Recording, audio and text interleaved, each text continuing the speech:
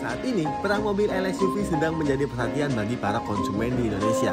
Karena jenis mobil ini dinilai paling cocok untuk melibas segala jenis jalan di Indonesia. Dan di tahun 2022 ini, ada satu LSUV baru yang berhasil menyita perhatian, yaitu Honda BR-V.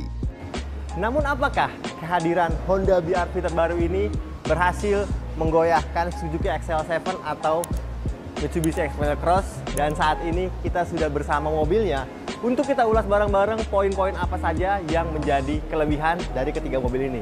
Dan selamat datang di channel Belanja Mobil bersama gue Raka. Ini dia komparasi dari Suzuki XL7, Honda BR-V, dan Mitsubishi Xpander Cross.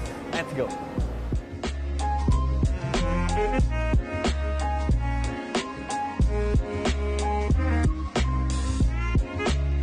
Dan hal pertama yang kita bahas adalah tampilan atau desain dari depan ketiga mobil ini. Mitsubishi Xpander Cross hadir dengan gagah, dengan bahasa desain Dynamic Shield ala Mitsubishi terbaru, dilebur dengan beberapa aksen chrome. Dan BR-V juga tampak menawan atau tampak elegan dengan grill yang dinamakan Solid Wing Face ala Honda. Dan juga Suzuki XL7 tampak gagah dengan grill yang terlihat cukup besar.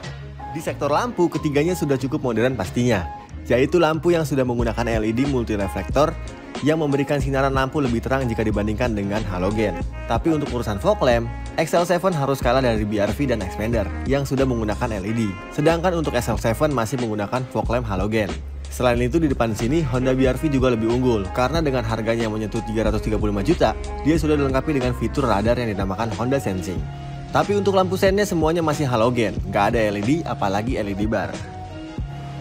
Nah, desain udah semuanya. Sekarang yang gak kalah penting adalah sektor performa atau sektor mesin dari ketiga mobil. Sekarang kita intip. Mesin 1500cc Honda BR-V merupakan mesin yang baru. Dia berjenis DOHC 4 silinder segaris yang diklaim mampu menghasilkan tenaga di atas kertas paling besar, 121 PS dan torsi 145 Nm. Berbeda dengan Xpander Cross dengan mesin DOHC MIVEC mampu menghasilkan tenaga di angka 104 Dk dan torsi 141 Nm. Sedangkan untuk XL7 yang mesinnya berbagi platform dengan Suzuki Jimny bisa menghasilkan tenaga di angka 102 Dk dan torsi 138 Nm. Lanjut ke masalah penggerak, ketiga mobil ini sama, masih menggunakan penggerak front wheel drive atau penggerak roda depan. Oh iya, urusan transmisi, BR-V menggunakan transmisi CVT yang halus, sedangkan untuk XL7 dan Xpander masih menggunakan matic konvensional 4 percepatan. Nah, tampilan mesinnya dan performanya seperti itu teman-teman. Kalau kalian pilih yang mana, coba tulis di kolom komentar di bawah. Dan sekarang kita bahas bagian samping. Sebagai mobil yang diciptakan gak cuma handal di perkotaan, namun juga harus mumpuni di jalan rusak, ketiga mobil ini dibekali dengan ground clearance yang cukup tinggi. Untuk BR-V, ground clearance-nya tercatat di angka 220 mm. Angka ini sama seperti Suzuki XL7. Sedangkan yang tertinggi adalah Mitsubishi Xpander Cross dengan angka 225 mm. Wow. Kita ke bagian roda. Nah, ini Honda BR-V juga lebih unggul karena velgnya ukuran 17 inci yang juga paling besar di kelasnya. Sedangkan untuk Xpander dan XL7 masih 16 inci. Dan urusan keselamatan bisa dikatakan ketiganya juga cukup mumpuni. Fitur keamanan seperti ABS, EBD, brake assist sudah hadir di ketiga-tiga mobilnya. Dan juga ada Vehicle Stability Control. Itu aja tampilan samping-sampingnya teman-teman. Tetap tiga-tiganya memberikan kesan yang gagah karena ini merupakan sebuah LSUV sekali lagi. Dan bagaimana kalau sekarang kita lihat bagian akomodasi barang atau bagian bagasi dari ketiga mobil ini. Karena harus cukup mumpuni teman-teman. Let's go kita cek. Kita masuk ke penyimpanan bagasi. Ketiga mobil ini juga cukup mumpuni karena walaupun memiliki kursi belakang, namun ruang bagasi dari ketiga mobil ini masih sangat cukup untuk membawa barang bawaan kalian. Ketiganya sudah dibekali dengan metode pelipatan tata rantai yang pastinya bisa memudahkan kalian yang sering membawa barang panjang. Nah, yang menjadi catatan, bibir bagasi dari Xpander Cross ini cukup tinggi, jadi cukup menyulitkan untuk membawa barang.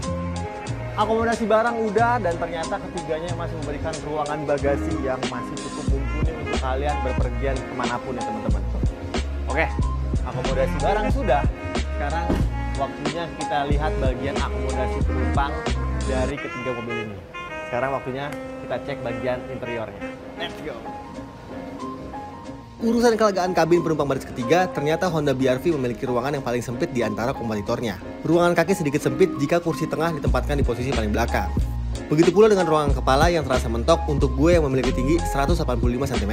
Lanjut kita bahas XL7. Walaupun dimensi bodinya terasa paling kompak di antara ketiganya, namun ternyata urusan akomodasi penumpang belakang XL7 ini masih cukup mumpuni.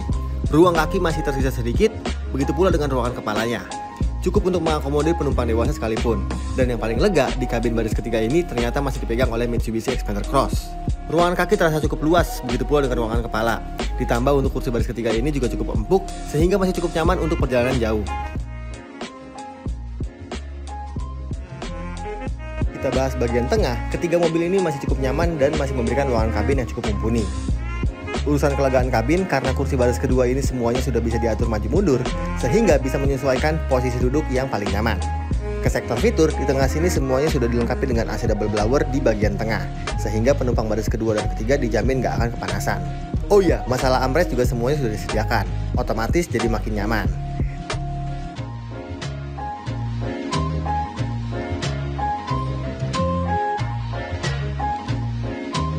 Kita berlanjut ke bagian interior depan. Nah, ini yang paling krusial, karena mau bagaimanapun posisi berkendara menjadi salah satu poin penting yang juga harus kalian perhatikan. Kalau mau posisi paling nyaman, Xpander nggak ada lawan, karena untuk setirnya sudah bisa diatur naik turun dan juga teleskopik. Itu yang nggak dipunyai oleh XL7 dan Honda BR-V. Berlanjut ke bagian kursi, semua pengaturan kursi untuk sisi driver sudah bisa diatur maju mundur, reclining, dan juga bisa naik turun. Asik ya? Posisi duduk sudah, saatnya kita bahas instrumen cluster. Nah, ini yang keren, karena semuanya sudah memadukan layar analog dan digital full color. MID-nya memuat informasi mengenai kendaraan pastinya, seperti trip A, trip B, range, konsumsi bahan bakar rata-rata, dan konsumsi bahan bakar secara real time. Yang paling keren adalah layar digital dari Suzuki XL7, karena di sini juga ada informasi mengenai tingkat power mesin dan juga rem secara real time. Kalau ngomongin setir, semuanya sudah dibekali dengan fitur audio steering switch untuk mengatur multimedia di bagian tengah. Nah, bisa diakui Honda BR-V menang, karena untuk tipe tertinggi yaitu Prestige Honda Sensing, bagian setir sebelah kanan sudah ada pengaturan cruise control yang juga sudah adaptif. Lalu kita ke bagian tengah, di bagian multimedia semuanya sudah cukup kekinian, karena head unitnya sudah double DIN yang bisa disambungkan konektivitas untuk smartphone kalian. Tapi yang paling unggul adalah Honda BR-V, karena ia sudah memiliki konektivitas Apple CarPlay dan juga Android Auto, jadi makin modern dan tambah canggih. Kita ke bawah, untuk fitur AC, Honda BR-V dan XL7 sudah menggunakan AC digital dan juga climate control. Sedangkan untuk Xpander Cross, fitur tersebut masih absen. Sayang banget ya. Dan terakhir yang kita bahas adalah fitur safety. Untuk ketiga mobil ini secara overall semuanya sudah cukup lengkap. Lalu untuk urusan airbag, yang paling juara adalah Honda BR-V. Karena untuk tipe Prestige tanpa Honda Sensing ini, airbagnya ada 4 loh. Sedangkan untuk Xpander Cross dan XL7 harus kalah karena masih mempertahankan konfigurasi 2 airbag. Dan akhirnya kita sampai di penghujung video teman-teman. Saatnya sekarang gue kasih tahu harga dari ketiga mobil ini. Dan kebetulan mobil yang di belakang gue, Honda BR-V ini sebenarnya bukan punya kita, bukan punya belanja mobil, karena kita dipinjemin oleh Honda untuk kita komparasi saat ini. Dan kalau kalian tertarik untuk membeli mobil ini, nanti harganya akan ada di sini teman-teman ya, harga lengkapnya. Dan sekarang yang kita jual adalah Suzuki XL7 tipe beta tahun 2020, odometer baru 6.000, kita jual di angka 215 juta rupiah. Selisih kurang lebih harga di angka 130 juta jika dibandingkan dengan kalian mengambil Honda BR-V ini. Lalu, kalau kalian pengen akomodasi yang cukup besar dan lebih gagah nih, ambillah Xpander Cross ini. Ini merupakan Xpander Cross tahun 2020 dengan odometer 11.000. Kita jual dengan harga 249 juta rupiah. Yes, jadi harganya dari mulai 200 juta kecil, 200 juta menengah sampai dengan 300 juta nih teman-teman. Jadi kalau kalian pilih yang mana antara ketiga LSUV ini, coba tulis di kolom komentar di bawah. Dan terima kasih banyak untuk kalian semua yang udah nonton video ini sampai habis. Jangan lupa untuk di like, di komen, di share, dan di subscribe channel Belanja Mobil. Gue Raka pamit, sampai jumpa di video kita selanjutnya. Assalamualaikum.